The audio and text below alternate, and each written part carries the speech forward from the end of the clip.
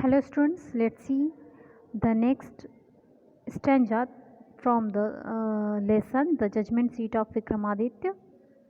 तो इसके पहले हमने देखा था कि वो जो बच्चा है, जो लड़का, जो गांव का बच्चा है, जो अपने पशु को चराने यहाँ पे ले आते हैं, वो जब एक सीट पे बैठता है तो अचानक उसे क्या होता है, जैसे उसके अंदर एक जज आ गया हो और वो चाहता है कि लोग केस उसके सामने ले आएं और वो उसको सॉल्व करें। एज अ जज वो फिर वो वैसा ही पार्ट करने लगता है और भी बच्चे उसके साथ उन्हें लगता है कि शायद वो मस्ती कर रहे हैं, तो फिर वो भी क्या करते हैं, आपस में झगड़े करके वो उनके सामने केस लाता रहता है। तो उसके आगे देखते हैं, others are the fun at once.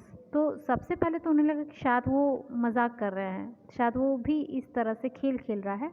And whispering among themselves, और क्या करने लगे, एक दूसरे से विस्परिंग करने लगे, मतलब कानाफूसी करने लगे। Quickly picked up some quarrel, कुछ ने क्या किया, अपना उस खेल को आगे बढ़ाने लगे, मतलब कि उन्होंने उसी के मुताबिक, जैसे कि वो ट्रायल कर रहा था तो वो क्या करें, आपस में कुछ झगड़े उन्होंने खोज ही लिए। एंड अपीयर्ड बिफोर हिम, और उसके सामने ले आए। ईच ग्रुप स्टेटेड दियर केस, जो वो दो ग्रुप में बढ़ गए, तो हर एक जो ग्रुप था अपना केस सामने कर रहा था। One saying that a certain field was there, कुछ कह रहे थे कि ये फील्ड उनका है। And the saying that it was not, and so on, और दूसरा कह रहा था नहीं नहीं ऐसा नहीं है, ये मेरा है। तो इसी तरह से केस जो है उनके आगे बढ़ने लगे। They all wanted him to settle the dispute, तो सभी चाहते थे कि जो झगड़ा है, डिस्प्यूट में झगड़ा, वो उनको सेटल कर देना चाहते थे। बट नाउ, लेकिन अब क्या होता है, और of sudden a strange thing made itself felt, एक अजीब सी चीज़ अचानक उनने खुद फील की। The boy who appear to common before he sat down, तो जो लड़का उस माउंट पर बैठने के ऊपर से पहले, अभी वो जब उस माउंट पे नहीं बैठा था, वो बिल्कुल नॉर्मल लड़का था, लुक्ड सो डिफरेंट नाउ, लेकिन अब जब वो बैठा हुआ है और वो जज का पार्ट प्ले कर रहा है, वो बहुत डिफरेंट हो गया था। He had become grave and serious, वो बहुत ही ग्रेव और सीरियस हो गया था। And his tone and manner were so strange and impressive, और उसके बात करने का जो तरीका था, जो उसका हाव भाव था, वो बहुत ही स्ट्रेंज था and impressive, that the rest of the boys were a little frighten, इतना इम्प्रेसिव भी हो गया था कि जो लड़के थे जो उसे देख रहे थे वो काफ़ी हद तक डर भी गए थे। Still they thought it was fun, लेकिन फिर भी कुछ सोच रहे थे कि अभी फन ही है। And once again they put up a fresh case before him, और लड़की क्या करने लगे, फिर एक केस उन्होंने उठाया और सामने ले आए। And once more he gave his judgement, और एक बार फिर उसने अपनी जजमेंट दे दी। And this went on for hours and hours together, और ऐसा घंटों दर घंटों चलता रहा। ही सिटिंग ऑन द जजेस सीट, वो अपने जज सीट पे बैठा, लिसनिंग टू कंप्लेंट्स को सुनता, and pronouncing sentences with the same gravity till it was time to return, और तब तक उतनी ग्रेविटी से उस चीज़ को वो देता रहा, तब तक वो इस चीज़ को करते रहे जब तक कि लौटने का टाइम नहीं हो गया, जब तक घर जाने का टाइम नहीं हुआ, वो इस जो उन्होंने गेम बनाया हुआ था अपना, वो तब तक खेलते रहे। And then he jumped down from his place, और जब जाने का समय हुआ घर, तो वो उस जगह से कूदा। And was just like any other cowherd, और जैसे और काउहर्ड थे, और लड़के थे जो आए हुए थे उसके साथ, वो उनकी तरह से बिल्कुल सामान्य हो गया। From then onwards, so famous did this cowherd become that all the complicated disputes were put before him. उसके बाद से वो इतना ज़्यादा वो काउहर्ड फेमस हुआ कि जितने भी कॉम्प्लिकेटेड, बहुत ज़्यादा उलझे हुए जो केसेस होते थे, वो भी उसके सामने लाए जाने लगे। And always the same thing happen, और हमेशा वो चीज़ें होती थी, मतलब कि वो जैसे सॉल्व करता था ईजिली, वो वैसे उसको कर लेता था। The spirit of knowledge and justice would come to him, जो स्पिरिट ऑफ नॉलेज थी ना, जो उसकी आत्मा, किसकी, नॉलेज की और जस्टिस की, उसके अंदर आ जाती थी। And he would show them the truth, और क्या करती थी, वो जो ट्रूथ है उसके बिहाइंड, वो उसको शो करती थी, जिससे वो जजेस जजमेंट अपने दे देता था।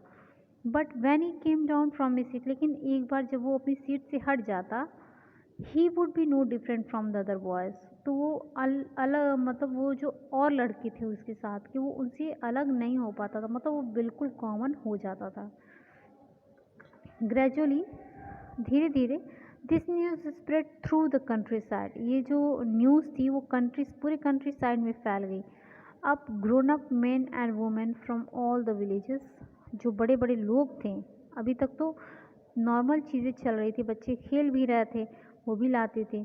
कुछ जो बड़े थे लोग बहुत माइन्यूटली वो थोड़ा सा सोचे अपनी चीज़ों को ले आए सामने, लेकिन अब और भी कंट्री साइड में जो बड़े बड़े लोग थे अब वो भी उनके पास आने लगे। In the court of the cowherd boy, उस लड़के के सामने अपने डिस्प्यूट्स के, अपने झगड़ों को वो लाने लगे। And always they received a judgement that both sides understood, और हमेशा क्या पाते थे, एक ऐसी जजमेंट जिसमें दोनों पक्ष जो है वो अंडरस्टूड रहता था। And so went away satisfied, बहुत ही सुलझा हुआ पाते थे अपने आप को, और बहुत ही सेटिस्फाइड होकर ही वो वहाँ से जाते थे। Now the king who lived far away from Ujjain, अब जो राजा, एक राजा था जो कि उज्जैन से दूर रहता था, हर्ड दिस स्टोरी, इस स्टोरी को सुना। Well he said that boy must have definitely set on the judgement seat of Vikramaditya. उसने कहा कि ज़रूर ये लड़का है जो विक्रमादित्य के जजमेंट सीट पर बैठा होगा। The king's guess was correct, और राजा का जो ये संदेह था, जो उसने गेस करा था, ये सही था। As the roams about the meadows where once Vikramaditya palace, वो जो मीडो था वो कभी क्या था, विक्रमादित्य का पैलेस, मतलब उनका महल हुआ करता था। If just sitting on the mount, जब वो उस माउंट पे बैठता, brings wisdom and justice to the shepherd boy, तो उस शेफर्ड बॉय को विजडम और जस्टिस अपने आप मिल जाती थी। ही थॉट, ऐसा उसने सोचा, let us dig deep and find the judgement seat, चलो हम उसकी खुदाई करेंगे और उस जजमेंट सीट को पा लेंगे। I too shall sit on it and hear all the cases, मैं भी उस पर बैठूंगा और सारे केसेस को सुनूंगा।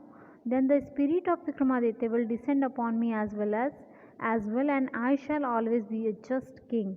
फिर उसने कहा कि वो जो विक्रमादित्य की स्पिरिट है, जैसे उस लड़के के पास आती है, उसके अंदर आ जाती है, वैसे ही वो मेरे अंदर भी आ जाएगी, और मैं भी एक जस्ट किंग, मतलब एक न्याय, जो विक्रमादित्य के साथ लगा हुआ था ये नाम, वो मेरे साथ भी हो जाएगा, मैं भी उसके जैसा हो जाऊंगा। So with spades and shovels, the grassy knoll where the boys played on was overturned. तो फावड़े और कुदाल से वो जो ग्रासी लैंड था जहाँ पे वो बच्चे खेलते थे उसको खोद दिया गया। The boy who had been the self made जज वॉज सॉरफुल, अब वो जो लड़का था जो खुद को जज बनता था, वो बहुत ज़्यादा दुखी हुआ। He felt that something very dear to him was being taken away, उसे ऐसा फील हुआ कि जैसे कोई बहुत अच्छी चीज़, बहुत प्यारी चीज़ जो उसके करीब थी, वो उसे अब छीन ली गई है। Okay, thank you.